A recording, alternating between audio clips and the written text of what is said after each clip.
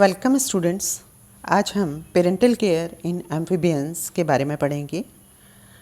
Looking after the eggs young ones until they are independent to defend from predator is known as parental care। यानी कि eggs और young ones की देखभाल करना जब तक कि वो इंडिपेंडेंट नहीं हो जाते और उनका प्रेडेटर से रक्षा करना ही पेरेंटल केयर कहलाता है। It is an important factor for survival. Parental care जो है काफ़ी इम्पॉर्टेंट फैक्टर होता है सर्वाइवल के लिए। तो एम्फीबियन में अगर आप देखेंगे तो मैमल्स के बाद में एम्फीबियंस में पेरेंटल केयर जो है वो काफ़ी अच्छी तरह से देखने को मिलती है। The method for caring by amphibia fall under two categories. जो मेथड्स हैं पेरेंटल केयर के उसको दो भागों में विभाजित किया गया है एम्फीबिया क्लास में। पहला है प्रोटेक्शन बाय नेस्ट्स, नर्सरीज और शेल्टर, और सेकंड है डायरेक्ट केयरिंग बाय पेरेंट्स। पहला कि प्रोटेक्शन दिया जाता है नेस्ट एग्स को नेस्ट है नर्सरीज या शेल्टर प्रोवाइड करके, और दूसरा कई बार कई जगह कई एम्फीबियंस में देखने को मिलता है कि डायरेक्ट केयरिंग भी होती है पेरेंट्स के द्वारा। पहला हम डिस्कस करते हैं प्रोटेक्शन बाय नेस्ट, नर्सरीज और shelter. Amphibians have evolved many interesting methods to give protection to egg larvae from predators। बहुत सारे इसमें इंटरेस्टिंग मेथड्स हैं जिनके द्वारा कि एग या लार्वी को प्रोटेक्शन एम्फीबियंस के द्वारा किया जाता रहा है। Amphibian include anurans, urodelans and apodans show a great deal of parental care. ये एन्यूरेंस हैं, यूरेडेला के सदस्य हैं, एपोडा के सदस्य हैं, इनके द्वारा आप देखेंगे तो पेरेंटल केयर की काफ़ी अच्छी उच्च कोटि का पेरेंटल केयर इनके द्वारा शो किया जाता है। Amphibian show several mechanism to protect their egg and developing young ones because they lay few eggs. ये कई मैकेनिज़्म शो करते हैं जिसके द्वारा एग्स को प्रोटेक्ट किया जा सके, क्योंकि उनकी जो नंबर ऑफ एग लेइंग है वो कंपैरेटिवली काफ़ी कम होता है। तो इसके लिए ज़रूरी है, सर्वाइवल के लिए ज़रूरी हो जाता है कि उनको प्रोटेक्ट किया जाए। नंबर पहला है जो इसमें डिफरेंट मेथड्स यूज किए जाते हैं, उसमें सबसे पहले आता है सेलेक्शन ऑफ साइट। कुछ जो एम्फीबियंस हैं वो जो एग लेइंग के लिए सेलेक्शन करते हैं साइट्स का, वो बहुत तरीके से किया जाता है। Many amphibians lay eggs in protected moist micro habitat on land, जहाँ पे कि उनको प्रेडेटर से बचाया जा सके। Rhacophorus malabaricus in India and Chiromantis of Africa deposit their spawn on trees. ये क्या करते हैं, जो रेकोफेरस मेलेबेरिकस इन इंडिया एंड कायरोमेंटिस जो अफ्रीका का है, ये अपनी एग लेइंग या स्पॉनिंग कहाँ करते हैं, ट्रीज़ के ऊपर करते हैं, जिससे कि प्रेडेटर से बचा जा सके। Many tree frogs lay their egg on leaves and branches overhanging water. कई जो ट्री फ्रॉग्स हैं वो क्या करते हैं, अपनी जो एग लेइंग है ये वो जो एग लेइंग करते हैं वो क्या जो ओवर हैंगिंग जो ब्रांचेज जो या पत्तियाँ जो शाखा हैं जो पानी में लटकी रहती हैं उन पर एग लेइंग करते हैं। Tadpole on hatching drop into water beneath to complete their metamorphosis. और मतलब ये जो अंडे जल में लटकती टहनियों पत्तियों पर चिपका देते हैं।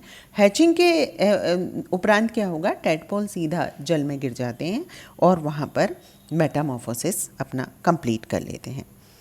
सेकंड जो टाइप है वो है डिफेंडिंग एग ओब्लिक टेरिटरीज। यानी कि जो मेल या फीमेल हैं वो जनरली एग्स को प्रोटेक्ट करके रखते हैं या अपनी टेरिटरीज़ को प्रोटेक्टेड रखते हैं। Males of green frog, rana, clemitans and other species maintain territory। ये क्या करते हैं, जो राना क्लेमाइटेंस है उसके जो मेल्स हैं वो टेरिटरीज मेंटेन करते हैं and attack small intruders to defend eggs. और जो छोटे छोटे घुसपैठिए जो उसमें घुसते हैं उन पर अटैक करते हैं और अपने एग्स को डिफेंड करते हैं, अपने एग्स का बचाव करते हैं। Male and female even guard the eggs. और मेल और फीमेल जो हैं वो एग्स की सुरक्षा करते हैं। Formation of nests. कुछ एम्फीबियंस में नेस्ट का फॉर्मेशन किया जाता है। Generally 3 types of nest are encountered. 3 तरह के नेस्ट बनाए जाते हैं।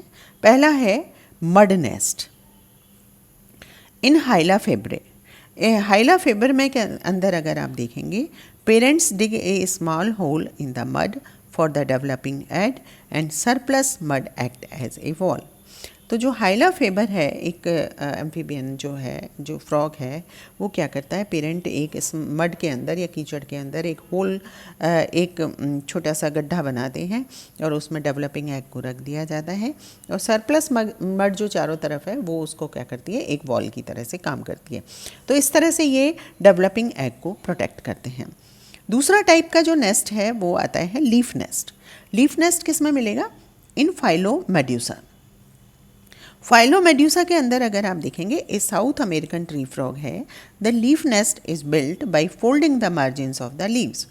Leaf margins are glued together by cloacal secretion.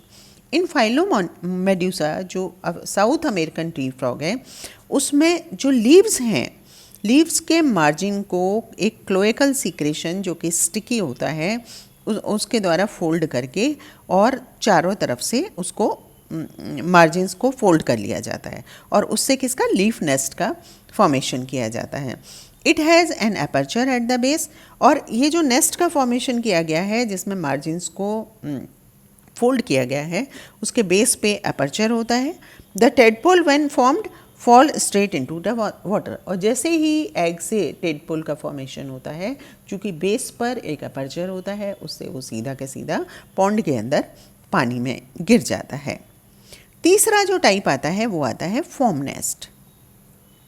Form nest in the Japanese tree frog Rhacophorus schlegelii, the mating couple digs a hole into which eggs are left in a frothy mass to avoid desiccation.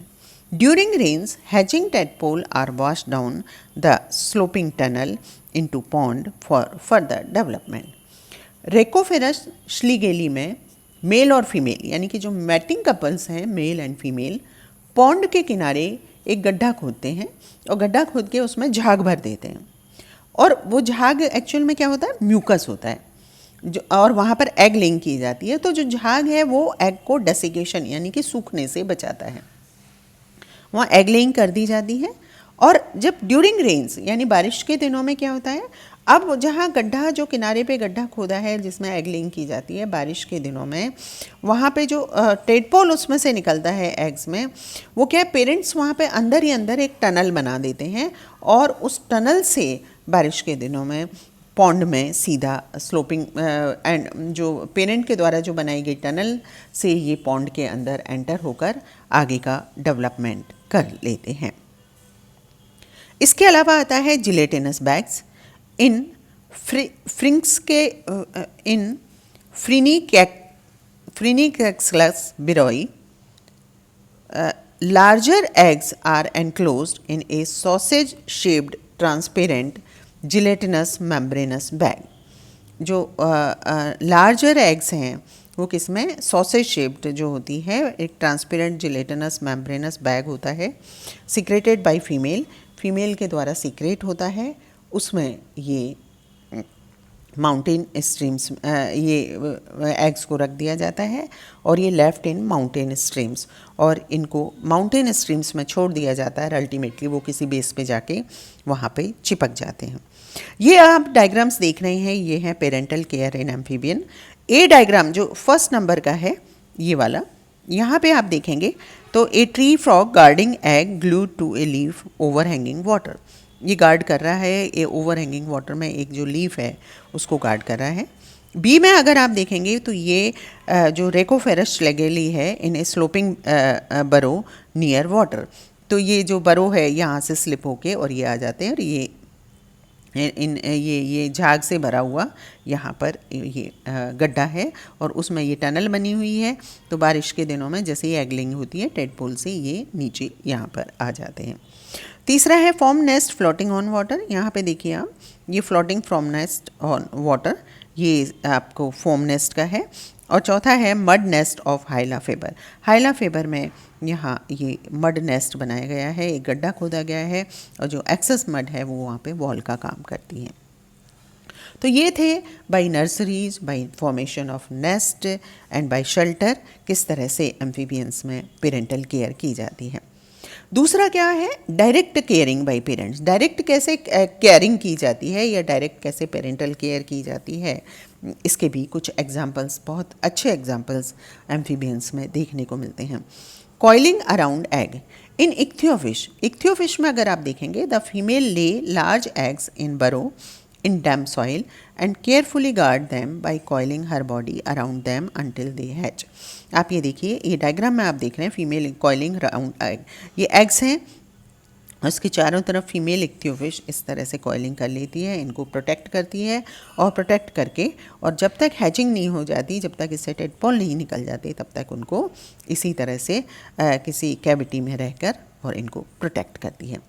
दूसरा, transferring tadpole to water. Transportation of tadpole attach to back of a parent in Phyllobates. Phyllobates में अगर आप देखेंगे तो deposit their egg on ground, ground में deposit करते हैं। The tadpole hatching out fasten themselves to the back of one of the parent. अब एक पेरेंट के, किसी भी पेरेंट के बैक पे ये टेडपोल्स यहाँ पर आ जाते हैं with their sucker like mouth and transported to water. और इसके जो कि बैक पर आके सकर जो लाइक माउथ है वहाँ से चिपक जाते हैं और चिपकने के बाद उनको पानी पर तक ट्रांसपोर्ट कर दिया जाता है। तो आप ये डायग्राम में आप देख रहे हैं transportation of tadpole attach to back of a parent.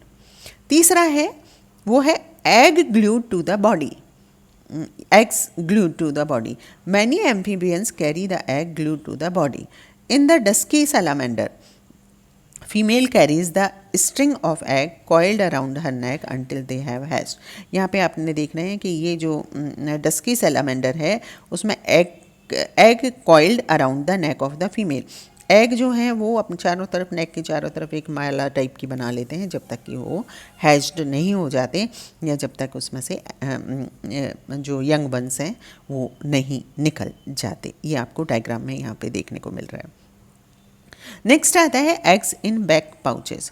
In one group of tree frog called marsupial frog, इनको नाम ही मार्सुपियल फ्रॉग दिया गया है। The female carries the egg on her back.